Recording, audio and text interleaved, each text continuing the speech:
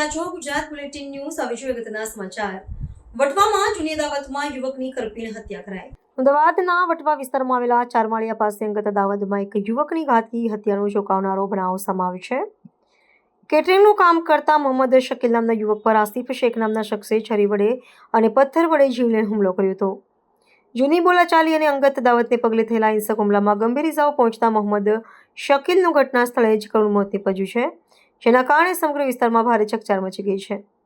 ઘટનાની જાણ થતાં જ વટવા પોલીસે તાત્કાલિક કાર્યવાહી હાથ ધરી મુખ્ય આરોપી આસિફ શેખની ધરપકડ કરી લીધી છે. પ્રાથમિક તપાસમાં જાણવા મળ્યું છે કે બંને વચ્ચે થયેલા ઝઘડા બાદ ઉશ્કેરાયેલા આરોપીએ તીક્ષ્ણ હથિયારથી વાર કરી હત્યાને અંજામ આપ્યો હતો.